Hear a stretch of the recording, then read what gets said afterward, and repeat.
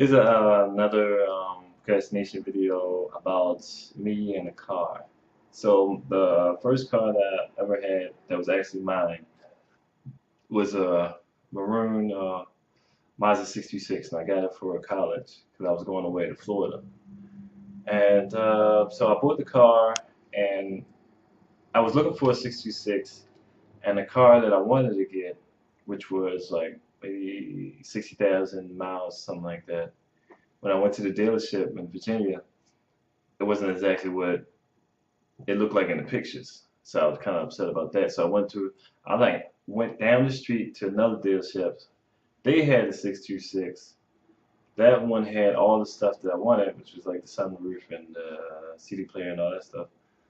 Um, it worked fine, but it was like it was over 100,000 miles. So bought the thing. Cost less, of course. I think it cost less. I bought it. It was actually, I think, a year before the one that I was trying to get. So I think I was trying to get like a 99, and I wound up getting a 98. Bought the car. Didn't realize that my homeboy, he had a 66 for like 3 years, and he's been having all kinds of engine problems and all kinds of problems with his car. I think he had a 2000 or 99. So lucky for me, I had a 98, and I didn't go through all the problems, I guess. But anyway, so for the long haul down to Florida, instead of catching a flight or getting my stuff shipped, I drove pretty much everything I had down there in the 626. So that took me, normally it would take you about 14 hours, 14, 13 hours. It took me longer because I had to drive down there.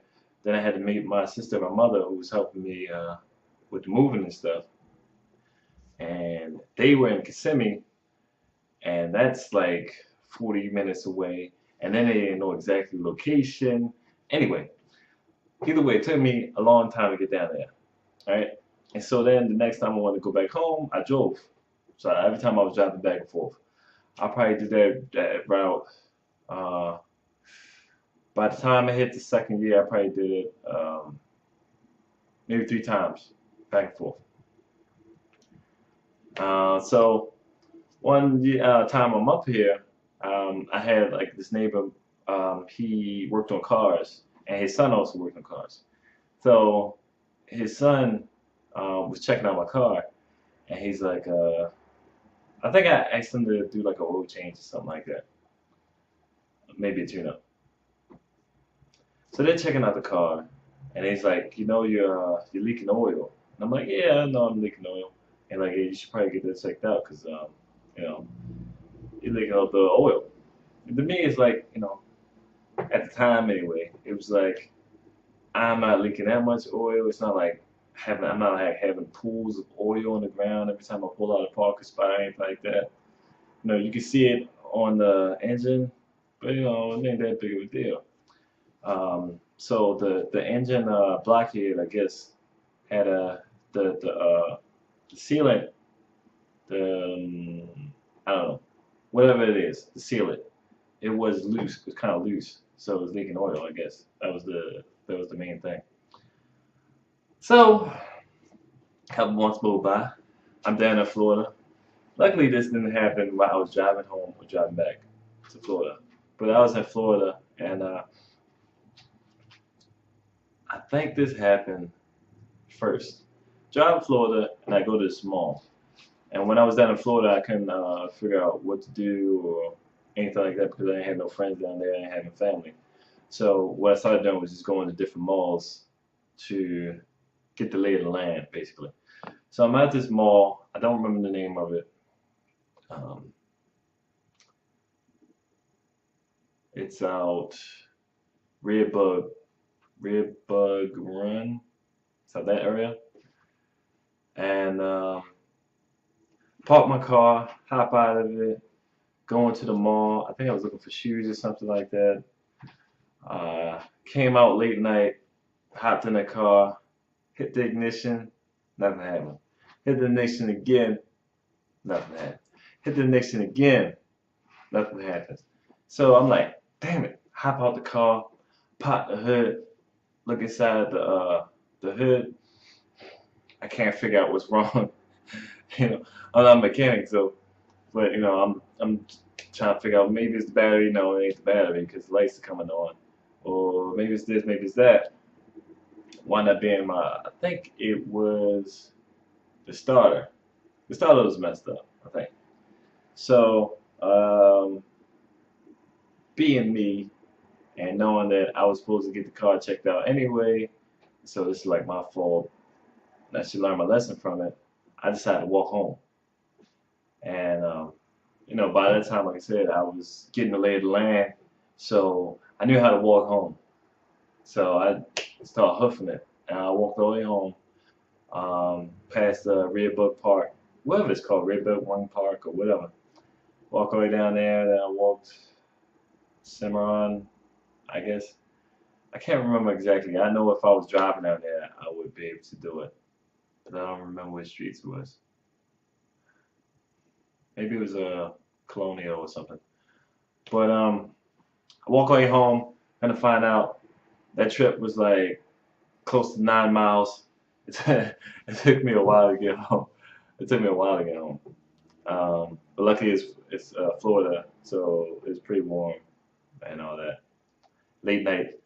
But so I get home, tell one of my friends. She helped me out the next day, and she drove me up there, and then I got my car towed. Got it fixed all up, put the new starter in and all that. Car's still leaking oil, and just like, well, my starter's good. I'm good. Nothing to worry about.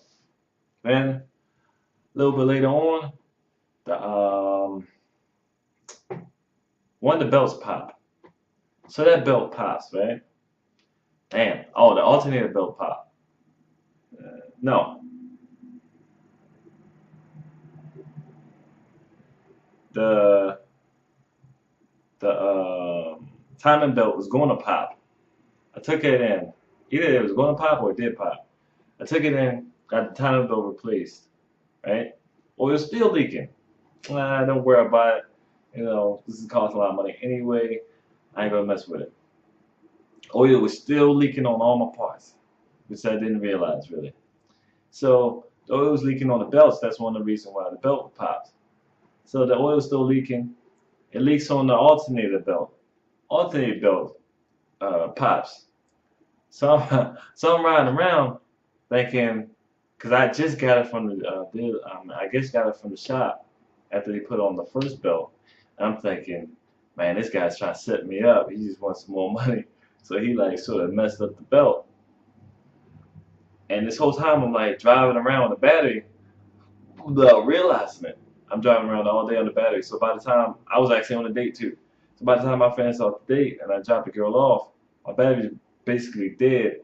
And then I had to I had to like sort of push the car and coast down I think that was Cimarron. I was riding down Cimarron near UCF. Near UCF, riding down Cimarron. Whatever street that is. I was riding down there. That's not Cimarron. But I was riding down that street, coasting, trying to get to the Advance Auto. Couldn't make it there. Pulled into a parking spot. Ran down to the Advance Auto, asking for a battery. They gave me a battery. I had to borrow some tools. They thought I was going to steal it. I ran back. Took the battery out. Put the new battery in. Took the drove back over there.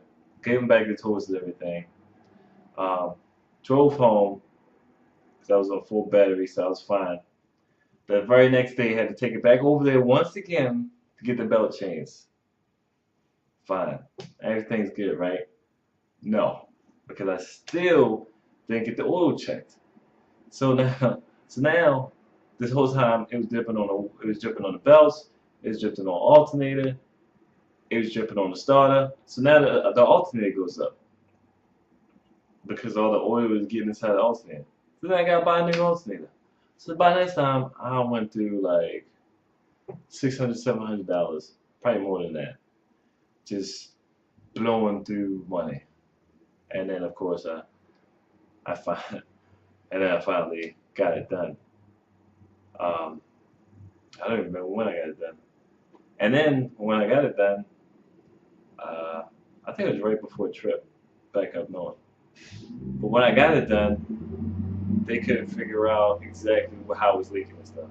So they kind of like slowed it down, but didn't really stop it. But I mean, like I said, the good thing is that it never really. I never had a problem driving the car back and forth, even when I had the. I had to get a new tank for the reservoir, for the coolant. When I had fan problems, when I had the belts popping, all that happened when I was either in the house. I mean, really either at my house or I was somewhere in Florida where I was close to my house in Florida or close to my house in Baltimore. So I could always just like walk somewhere or ask somebody for help. Cause man, if I would got stuck on the highway at 95 or something, it had been that'd been really bad. Cause then I would have to call toll, and toll would cost money, and I was going broke, paying all these bills to fix the car. So that's another lesson. Once again with a car about procrastination and how it ruins your life. Well, it don't ruin your life, but how it make things more difficult. So